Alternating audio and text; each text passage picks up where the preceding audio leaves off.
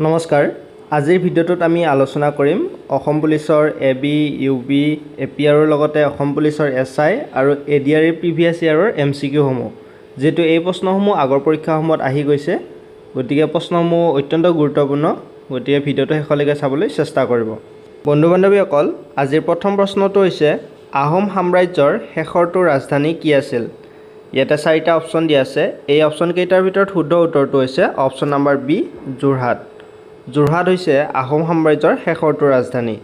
Next question Srimanta শংকৰদেৱৰ বুঢ়ী আইতাকৰ নাম কি আছিল ইয়াতে চাৰিটা অপচন দিয়া আছে এই অপচন কেইটাৰ ভিতৰত শুদ্ধ উত্তৰটো হৈছে অপচন নম্বৰ সি খেৰহুতি খেৰহুতি হৈছে শ্ৰীমন্ত শংকৰদেৱৰ আইতাকৰ নাম নেক্সট কুৱেশ্যন মহীশূৰৰ সিংহৰূপে কোন জনাজাত আছিল ইয়াতে অপচন দিয়া আছে option A Adil Shah option B Haidar Ali option C Krishnaraja Wodeyar option D Tipu Sultan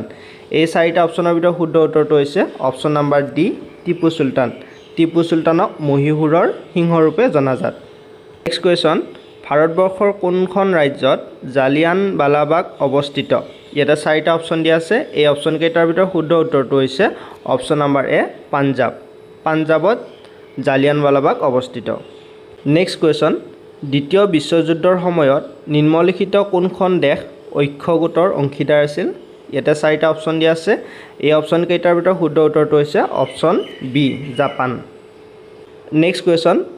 anchor ৱাটৰ ধ্বংসাৱশেষসমূহ কোনখন দেশৰ ইয়াতে চাৰিটা অপচন দিয়া আছে অপচন কেইটাৰ ভিতৰত শুদ্ধ উত্তৰটো হৈছে অপচন নম্বৰ ডি কম্বোডিয়াৰ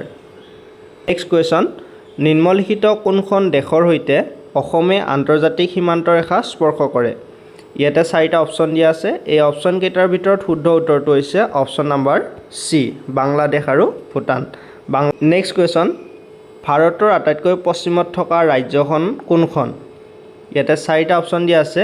এই অপচন কেইটাৰ ভিতৰত শুদ্ধ উত্তৰটো হৈছে option number D Gujarat next question নিম্নলিখিত কোনটো শৃংগ হিমালয়ৰ অন্তৰ্গত নহয় ইয়াতে চাৰিটা অপচন দিয়া আছে এই অপচন কেইটাৰ ভিতৰত শুদ্ধ উত্তৰটো হৈছে অপচন নম্বৰ সি আনামুদি হিমালয়ৰ অন্তৰ্গত নহয় নেক্সট কুৱেশ্যন কোনখন মহাদেশৰ সমীপৰ সাগৰত বৃহৎ প্ৰবাল প্ৰাচীৰ অৱস্থিত ইয়াতে চাৰিটা অপচন দিয়া আছে এই অপচন কেইটাৰ ভিতৰত শুদ্ধ উত্তৰটো হৈছে option number B Australia next question নিম্নলিখিত কোনটো দক্ষিণ আমেৰিকাৰ এটা পৰ্বতমালা ইয়াতে চাৰিটা অপচন দিয়া আছে এই অপচন কেইটাৰ ভিতৰত শুদ্ধ উত্তৰটো হৈছে অপচন নম্বৰ এ এণ্ডিছ পৰ্বতমালা দক্ষিণ আমেৰিকাৰ পৰ্বতমালা হয় নেক্সট কুৱেশ্যন সাগৰৰ তলিত হোৱা আগ্নেয়গিৰি উদগীৰণ অথবা ভূমিকম্পই সৃষ্টি কৰা বৃহৎ ঢৌক কি বুলি কোৱা হয় ইয়াতে চাৰিটা অপচন দিয়া আছে এই অপচন কেইটাৰ ভিতৰত শুদ্ধ উত্তৰটো হৈছে অপচন নম্বৰ এ চুনামি নেক্সট কুৱেশ্যন ৰাজ্যসভাৰ অধ্যক্ষ কোন হয় ইয়াতে চাৰিটা অপচন দিয়া আছে এই অপচন কেইটাৰ ভিতৰত শুদ্ধ উত্তৰটো হৈছে অপচন নম্বৰ বি উপৰাষ্ট্ৰপতি ৰাজ্যসভাৰ অধ্যক্ষ উপৰাষ্ট্ৰপতি নেক্সট প্ৰশ্ন ভাৰতৰ ৰাষ্ট্ৰপতিক কোনে শপত পাঠ কৰোৱায় ইয়াতে অপচন দিয়া আছে এই অপচন কেইটাৰ ভিতৰত শুদ্ধ উত্তৰটো হৈছে অপচন নম্বৰ চি উচ্চতম ন্যায়ালয়ৰ মুখ্য ন্যায়াধীশে নেক্সট কুৱেশ্যন নিম্নলিখিত অসমৰ বাদ্যযন্ত্ৰসমূহৰ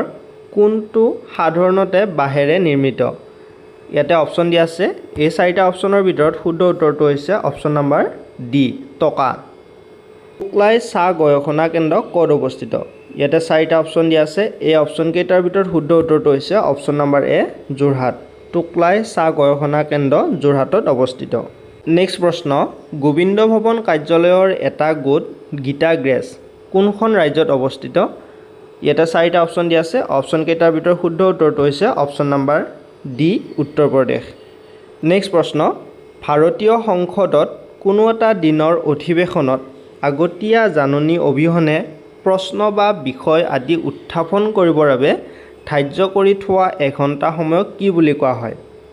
ইয়াতে চাৰিটা অপচন দিয়া আছে এই অপচন কেইটাৰ ভিতৰত শুদ্ধ উত্তৰটো হৈছে অপচন নম্বৰ চি শূন্যকাল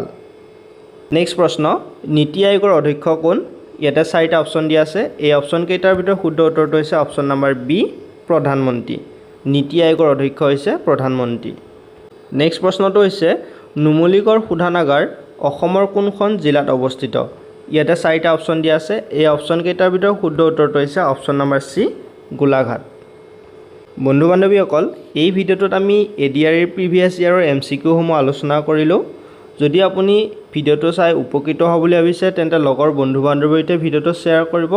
আৰু এনেকুৱা ধৰণৰ ভিডিঅ'ৰ ন'টিফিকেশ্যন পাই থাকিবৰ কাৰণে আমাৰ চেনেলটো ছাবস্ক্ৰাইব কৰি ৰাখিব। ধন্যবাদ।